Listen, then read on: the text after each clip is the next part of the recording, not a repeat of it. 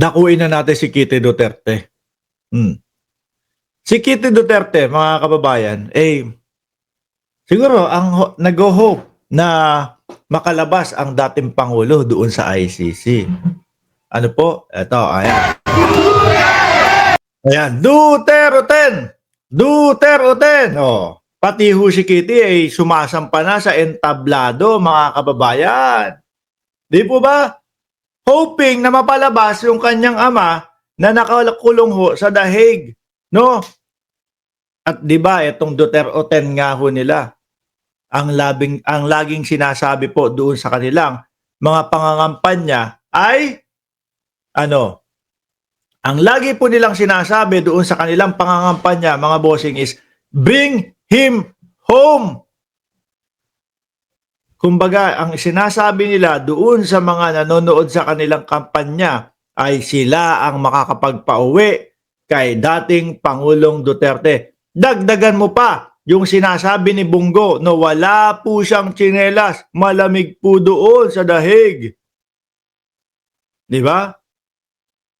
Malamig po doon sa The Hague, wala pong tsinelas ang dating Pangulong Duterte. O, pakinggan ngayon natin si Kitty kung ano sinasabi dito sa ano ba tawag nila dyan sa grupo nila? Duterte. Oh.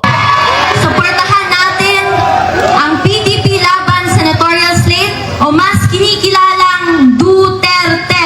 Oh, yun pala yung kanilang pangalan, Duterte. Isa nga, no, naiinip kayo dyan eh. Oh, isa nga dyan, isang bagsak, kasulid, sulid. Oh, isang kamao dyan sa comment section. Sulid! Yung mga kasulid natin, yung mga original na mga kasulid natin, wala na, hindi na nagsusulid-sulid Duterte kami. Kung kailan ho, sinuportahan natin yung kanilang pagsulid-sulid, sila naman ho ang nawala. Diba? Oh, Ron Prince, Duterte. Suportahan daw po ang Duterte. Bakit? Ayan. Kapag ho, mga kababayan, nakarinig na po yan kay dating Pangulong Duterte, kailangan marinig nila yung mga PI na yun. Yung mga masasamang salita, yung mga mura. Pag nakarinig ho ang mga kasulid, no? Pag nakarinig ang mga kasulid ng PI ang ganun, sisigawan na ho yan, mabubuhay na ho ang dugo ng mga kasulid. Duterte! Duterte! Sigawan na pong ganyan yan. Mag-PPI ulit. Duterte! Duterte! Kahit wala naman pong narinig na maganda, sigawan po yung mga kasulid. Duterte! Duterte!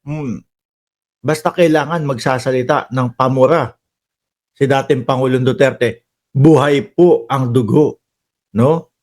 Ng mga yan. Boss Mark, hindi ba pwedeng ipa-deport yang si Bake and Wake kasi di ba US citizen yan siya?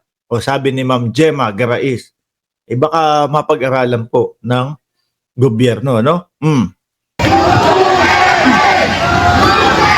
Mag-vote straight tayo at mag-block vote tayo upang mahirapan silang mandaya.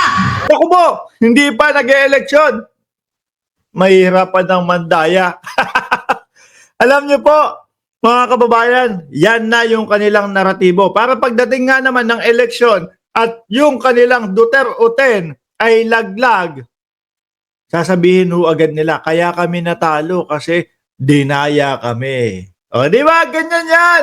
Hindi pa ho nag-uumpisa, may mga palusot na mga bossing. O, solid daw po yung Duterte para hindi daw po makapandaya. To the OFWs, to the Filipino communities who took care of us, you have my love, respect, and gratitude. Sa katawhan nga nagpakita og walay undang nga paghigugma o pagsuporta, daghang salamat kay wa mi ninyo biyahe. Ano nyo na lang dyan sa comment section, no? I-translate nyo na lang kung ano yung ibang mga sinabi ni Kitty Duterte. Ako hindi nakakaintindi ng Bisaya. Kamo ang nagapakusog sa amo tanan. May aabot ako na personal na mensahe ng tatay ko sa bawat Pilipino.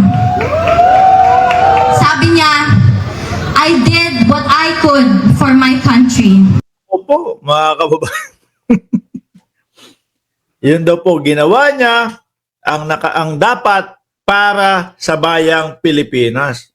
Kaso, agree kami na masugpo po ang droga sa Pilipinas. Ngunit subalit, mga kababayan, hindi po doon sa kagaya nung kanilang pamamaraan na napakadami po na nadamay.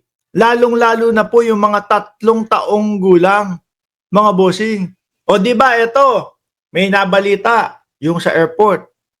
Yung bata doon, ilang taon? 5 taong gulang, mga kababayan.